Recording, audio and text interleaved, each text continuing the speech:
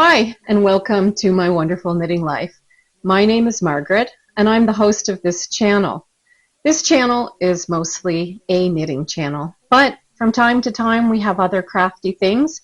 And today I'm going to have my nephew talk about some soap making, and my sister's going to pay a visit on the podcast too. Hoping that I will get my oldest daughter, Amy, to join in, but I haven't convinced her yet, so we'll see if she can make an appearance. So I am at the family cottage right now. Normally I'm in a small northern Quebec, Canada mining town, and I am a teacher. But I have been spending the holidays at our family cottage in rural Ottawa. And I've just started a cozy fire, so it's really nice and comfortable in here. But it has been an extremely rainy and wet Christmas. We've never seen anything like this before. Oh, my dog is whining in the background. I think he thinks it's time to go out. But anyway, let's get started. So what I'm wearing is a vest type sweater. I put a little bit of a sleeve on.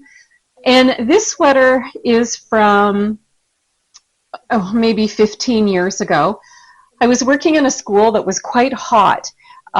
So I went with a lot of these sleeveless or very short sleeve type vests. This pattern, I don't remember what it is, but I do know that I knit it from Patons Classic Worsted Weight 100% wool, and it is super, super soft. Very, very cozy and very festive. However, if I ever make any of these short sleeve type vest sweaters again, I will not be making them in the cardigan style. I find that the button band has not been standing up very well, and sometimes the color work doesn't exactly match up, and I'm not a fan of that. But just the same, it's a very festive sweater and kind of fun to wear this time of year. So what I've been working on is a couple of things, not as much as usual because I've been really, really busy cooking and entertaining and tidying up all the time. But I have found a little bit of time to start a new cowl. If you've been a subscriber for a while or watching for a while, you would know that I've been working on a lot of cowls lately. And this one is just called Neck Warmer on Ravelry.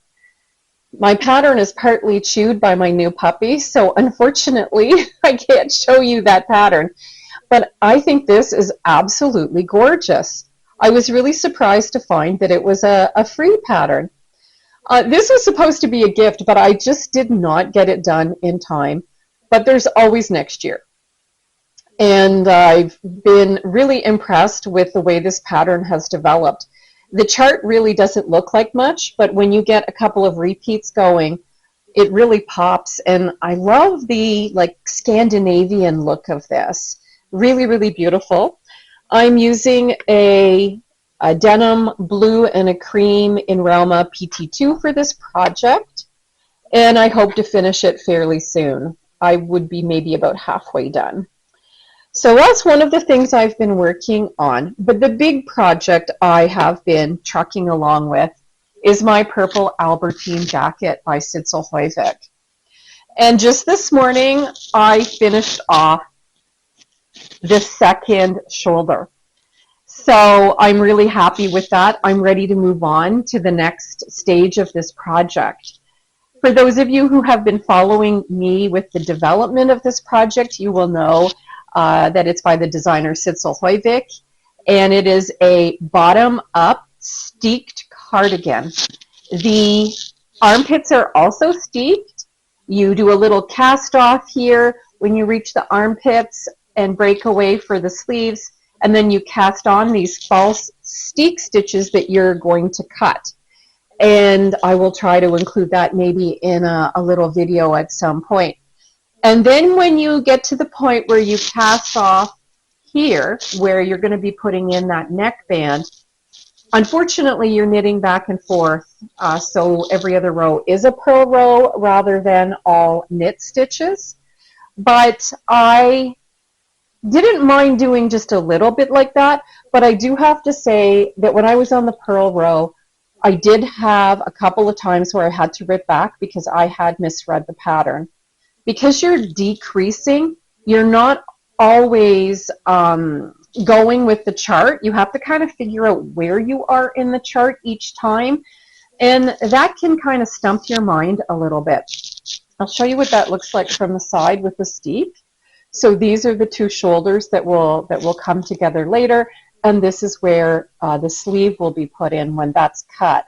So I'm really happy with this. There's a lot of decorating to do on this project with duplicate stitch and sequins. So I have that to do, as well as prepare the steeks and cutting them. But I think I've decided that I'm going to do the sleeves 2 at a time, and I'm going to steek them rather than doing them on the small circulars or by magic loop. I'm not a big fan of the small circulars. I find it's really hard on my hands. And I have done sleeves with magic loop, but I find where you do the fold over of the cord, sometimes you kind of get a bit of a lump with your fabric when it's color work. So I've been doing a little research, and I've seen a lot of people have done 2 at a time sleeves with steeks when they've been doing color work. So I might give that a try. I'm also going to soak this. I feel like it's just a tad on the small side, so I'm going to see if I can relax the fibers and put them more into a size that I'm happy with. So we'll see how that goes, and I'll keep you updated.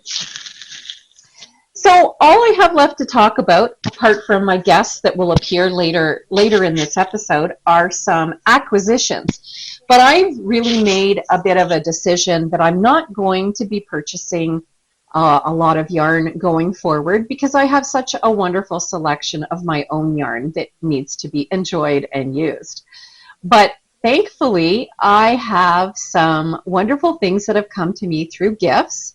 One of the gifts is from my sister, and it is some alpaca yarn, and she's going to share that with you later. But I did get a present from one of my students at school. Most of my students that I teach, they know I'm a knitter. They know about the podcast. And believe it or not, they sometimes watch it, and I'm quite baffled by that. I don't know. They listen to me all day, and then they listen to me on the internet. So this was a beautiful gift that was given to me by a student, and it is by Sœur Hélène. And I've actually seen this yarn at fiber festivals before. I believe they were at the Twist Festival. And I've always looked at their yarn and really, really liked it. So I'm excited to try this out. It is a gorgeous colorway, blues, purples, and a little pop of pink in there. And I believe it's an 80-20. Yeah, it's 80. Oh, let me take a look. No, I am wrong. It's an 80 merino, a 10 cashmere, and a 10 nylon. So I'm thinking this would be a beautiful shawl. So soft, so beautiful. Anyway, I'm not going to mention her name, but thank you so much. This was such a wonderful gift and a really nice surprise. The second thing that came to me that I'll put in the acquisitions kind of content of the podcast comes from my best friend from high school. And she dropped in yesterday. She was in the area, and she brought me a couple of yarn-related items. She brought me this just gorgeous little lamb ornament, and it's so special. It has a little knit sweater on, and it's actually knitting its own scarf. And I think this is just so cute. This is going to have a very, very special place on our Christmas tree. So thank you so much, Jerry. This is going to be appreciated for many, many years going forward. She also brought me 2 beautiful skeins of yarn from a yarn store that's in a small town near the town that she lives in. And it is from the Rosehaven Yarn Shop. So you can tell people know what colors I like. I really love purple and pinks and blues. And this is just gorgeous. I'm not sure what I'm going to use it for, but it's so soft. I love shawls. I love the ones, the long, stretched out, elongated triangles that you can wrap around your neck. I think that's a possibility for this for sure. This is in the Lilacs and Limestone colorway, and it is an 80/20. And I'm just over the moon with this. And this is the little tag. The 𝐂𝐀𝐍𝐃 yarn is what it's called, from Rosehaven Yarn Shop. And I'll write that in the show links below so that you could check them out. They hand dye some of their own yarn in the back of their store, so I'm told. So a very, very special place. And she also got me this great sticker. I can't wait to find a good place to put that. It's so cute. It's got a little lamb on it. Wonderful. Thank you so much, Jerry, for those treasured items. I can't wait to imagine what I'm going to do with them. The last little item that I have to show or share is something that I have seen my students use as fidget toys over the years in classrooms. But this one, I don't even know what it's called, like a popper. This one is specifically made for knitters. It didn't cost very much. It's got numbers on it, and then of course it's got symbols on the bottom, so you can kind of go with your first 20, your second 20, your third 20. And what I'm using it for at the moment is casting on. I find it really frustrating to count, and I always mess up when I'm counting like 300 some stitches as I'm casting them on. So this little guy, like I'll punch in the 1 when I've casted on 10, the 2 for 20, the 3 for 30, etc. And I find that it's been extremely helpful. I also got one for my daughter for Christmas. So just a little easy little tool to make casting on, or anytime you're having to do some counting, a little bit more memorable so that you don't lose your place. So that's pretty much it for my content, but I'm super happy to have a few guests today on the podcast. So I hope you really enjoy them. And if you're enjoying the content, please don't forget to like and subscribe. It really helps the channel grow. All right, enjoy. Hi again. I have another guest today to share with you. This is my sister Suzanne. She lives in the United States with my nephew Nate and her other son and husband. And in my last episode, I mentioned that I had found a marvelous sweater at a secondhand store. And we weren't sure who it was going to fit. Well, we have a winner. It fits my sister perfectly. In fact, before I wrapped it up for her, I snuck upstairs and got out one of her sweaters and laid it out, and I measured the sweater against it to see if it was going to fit to size, but I think it looks beautiful. It's a perfect fit. It is indeed a perfect fit, and one of the best gifts I ever received on Christmas morning. My favorite color, red, and the most gorgeous pattern I've ever seen, with beautiful pewter buttons as accents, and I'm always going to wear it and think of you. Oh, yeah. And Christmas morning. I don't think I've ever been as excited to give a gift as this one. It was secondhand. I did find it at a little thrift store in the mining town that I teach in, but just such a unique thing to find. We don't see things like this in Canada in thrift stores. And this sweater is named the Peace Sweater. It was the 2006 Italian design for the Norwegian team. And the Olympics took place in Italy, so it's quite an iconic piece. Mm-hmm. And my daughter Amy and I someday hope to actually knit this. It is a free pattern on Ravelry for anyone who is interested, but it is not for the faint of heart. It is a complicated colorwork pattern. So I got a wonderful gift this Christmas from my sister. She went to an alpaca farm. Was it in October, November? In early November, and the farm is called Sage Bluff Farms in beautiful central Washington state.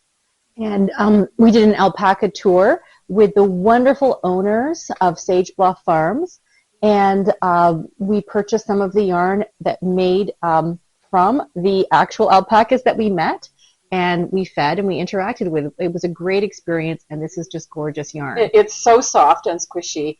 And I have the cards for the yarn. It is a worsted weight yarn. I have 2 full skeins of this beautiful gray blue and a skein and a smaller one of the really dark aubergine purple. And we are interested in a hat pattern for this yarn, and I'm looking for suggestions. My sister bought me the present but would like a hat back with the yarn. And I don't know if I have enough for 2 hats, but it might be nice to make a hat in the purple with an accent of the other, and then one in the blue with an accent of the purple. So we kind of have a theme, a little bit of a matchy. We don't exactly look like twins, but we could do something with the yarn to make a theme. Do you remember the name of the farm? Oh, Sage Bluff. Sage Bluff. And the 2 owners, you mentioned, were looking for a buyer, actually, as they are retiring soon. Yep. They're located in Prosser, Washington, which is in a beautiful central area of the state. And it's in the middle of wine growing region. Very beautiful. And there's other alpaca farms surrounding them. Wonderful place to live. And the alpacas couldn't have been happier at their farm. Yeah. So I will try to add a few pictures in at the end of the video of the visit my sister had at the alpaca farm, so you can see that for yourself. Super cute. And when they make their skeins, they identify each skein with the alpaca's name that the yarn or the fleece is from. So it's super personalized, a wonderful place to go Christmas shopping. Yeah. All right. Thanks, Sue. Try again. All right. Hi, everybody. I have my nephew, Nate, here. He's been on the podcast before. He is a big crafter, but loves to do crochet and soap making. But before we start talking about his projects, he's going to talk about a little gift that he got. So I got this gift from Margaret over Christmas, and it's a cowl. You want to share the pattern? This is the Zigzag cowl. I've talked about this before. Let's make sure we've got it on the best side. By Inge of Knitting Traditions. And Nate, we haven't had very cold weather, so he hasn't been able to really wear it that much. But it is getting a little bit colder, and Nate and his family do like to go downhill skiing. So I think he's going to use it for downhill skiing. Yeah, definitely. Yeah, and this is made out of Rauma PT2. It's 100% wool. And I've reminded him a couple of times, it can't go in the washing machine. It has to be hand washed. Yes. All right, Nate, I'm going to hold up your latest soap making project. And I'll just mention that Nate has worked really hard on this project so that he could give everybody in the family Christmas gifts that were handmade this year. So this is soap, if you don't know. It's candy cane themed and candy cane scented. And I use a candy cane scent, sorry. You can kind of see the wavy patterns on the soap. That's from the cutter. I am able to make the soap by cold process, where I just melt the soap base, and then I add scents and colors and everything, and then pour it into a soap mold. And you also told me that you had to layer it to get the different colors. Yeah. So the layers each took 11 minutes to do. I would pour my big little picture in to the loaf mold, which is about this. Kind of like a banana bread loaf? A little bigger. A bit bigger? And so I would pour it in. I would have to wait 11 minutes. I usually watch TV. And then I would pour the next layer in and then wait 11 minutes. And you might be wondering why how I got the sides so like similar, like even. Yeah, and it looks really nice on the side with the stripes. I had a digital scale with me at all times, and I would put it down. I would put the soap mold on, and I would wait for my right amount, and then I would redo that. And he's added the perfect amount of peppermint. It smells very holiday, festive season. Yeah. Yeah. And Nate loves to do all of these little special touches with his labels and his packaging. It's really, really lovely and professional looking. So the other thing Nate has been working on is an item that he got as a gift from his cousin. These are the Crochet Kit Christmas donuts. And he got a little bit of help getting it started from his cousin, but he's done a fantastic job with this one. We've put it on our tree, and it looks super cute. So you want to just mention a few of the details on how you made this, Nate? So my cousin started it for me, and you might see her later in the podcast. And then I crocheted. We started with the inner, and then we just go out and out and out and out. And then we kind of decreased at the very end. But you don't really see the donut until you finish it. It's just a weird process. So it's kind of something that doesn't really reveal itself until the very end. Yeah. And the little crochet star up here is handmade also, and the little stump at the bottom. And then the beads are hot glue gunned on. And they don't provide the hot glue gun, but they do provide the stick that you need. Yeah. And most people these days have a hot glue gun at home. Yeah. And he's got a second kit, the Safari Animal Crochet Kit from his wonderful aunt.